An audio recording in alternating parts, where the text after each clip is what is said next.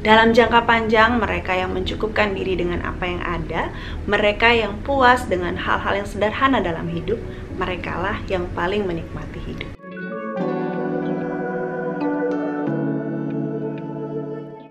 Sebetulnya ada banyak keuntungan kalau kita punya simple taste atau selera yang sederhana. Selera yang sederhana kayak apa sih? Yang nggak berlebihan, yang nggak ribet gitu ya. Segala sesuatu di-enjoy aja, dinikmati aja. Jadi apa aja sih sebenarnya keuntungannya kalau kita punya selera yang sederhana? Yang pertama, tidak terpengaruh oleh merek. Orang yang punya selera yang sederhana nggak terlalu pengaruh soal merek. Yang penting itu sesuatu yang kita pakai itu nyaman. Contohnya ya, kalau misalnya tas, cewek-cewek zaman sekarang itu kan tas kalau bisa, kalau mereknya mahal gitu, mereknya bagus, itu kalau bisa kelihatan mereknya pada saat dia pakai. Padahal sebetulnya tas itu kan kita nyaman pakainya, muat untuk barang-barang yang kita mau bawa gitu ya, untuk sehari-hari, dan aman juga gitu. Itu kan yang penting kan, gak perlu harus kelihatan mereknya. Kalau punya selera yang sederhana, sebetulnya kita nggak perlu pusing dengan pendapatnya orang lain ya udahlah, biarin aja orang lain mau bilang apa, yang penting saya nyaman. Orang yang punya selera sederhana itu mudah dibuat seneng, gak susah untuk membuat dia seneng. Kalau misalnya kamu mau ajak saya jalan-jalan, misalnya mau keliling Jakarta yuk gitu, kamu nggak usah ajak saya naik Ferrari. Oh, kalau diajak Ferrari saya seneng juga sih, karena nggak pernah juga naik mobil sekeren itu. Tapi kalau kamu mau ajak saya naik Transjakarta, saya mau aja, seneng-seneng aja. Kalau kamu mau ajak saya makan, kamu nggak perlu traktir saya makan wagyu steak, nggak usah. Saya makan kue tiaw goreng juga udah seneng. Atau kita bagi makan nasi sama telur aja bareng-bareng juga seneng gitu ya, karena selera saya sederhana.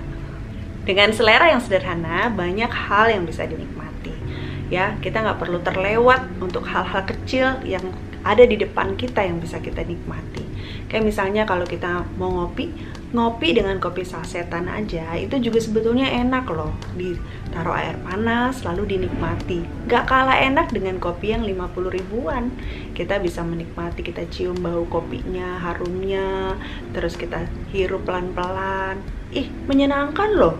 Saya seneng ngopi, jadi saya nggak terlalu, sebetulnya kopi apa aja, kalau bisa menikmati kopi yang enak, ya bagus gitu, seneng saya. Tapi kalaupun nggak ada kopi yang sasetan juga, saya seneng gitu, ya kan.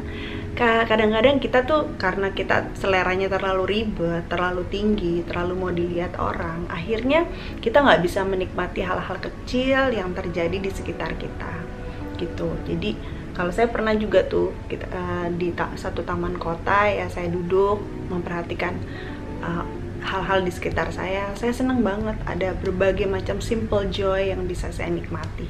Hanya sekedar rasain hembusan angin, mencium harum bunga gitu ya, terus udah gitu lihat anak kecil lagi kejar-kejar anjing, seneng banget gitu ngeliatnya. Yalah, lucu banget sih gitu. Jadi sebetulnya di sekitar kita ada banyak hal yang bisa kita nikmati.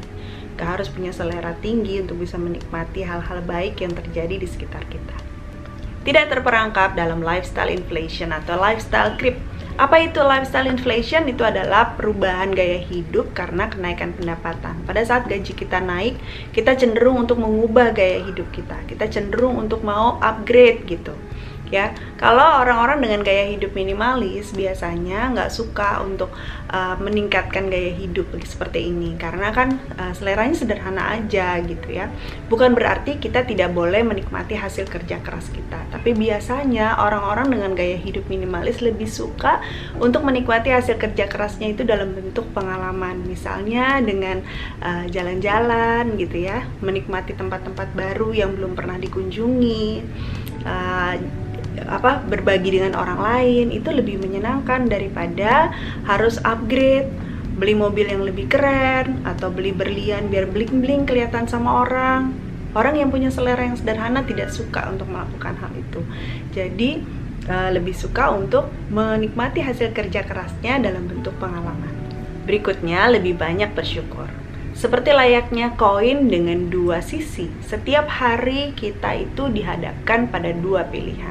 Yang pertama, kita bisa fokus pada hal-hal yang kita miliki sekarang.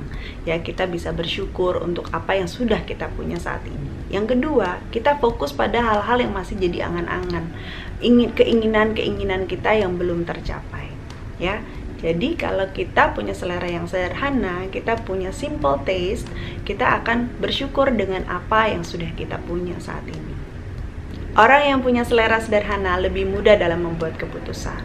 Mereka nggak ribet. Kenapa? Karena mau makan apa aja ayo, mau diajak jalan-jalan kemana aja ayo gitu, mau naik transportasi apa aja boleh gitu. Jadi nggak ribet. Memang sih ada pilihan demi pilihan ya, memang berdasarkan kenyamanan. Tapi dengan selera yang sederhana, kita bisa lebih bebas mengambil keputusan. Kita lebih gampang lah mengambil keputusan. Dalam jangka panjang, mereka yang mencukupkan diri dengan apa yang ada, mereka yang puas dengan hal-hal yang sederhana dalam hidup, merekalah yang paling menikmati hidup. Mudah-mudahan video hari ini bisa bermanfaat buat kamu. Jangan lupa untuk menjalani hidup dengan ringan dan menyenangkan. Sampai ketemu di video-video yang lain.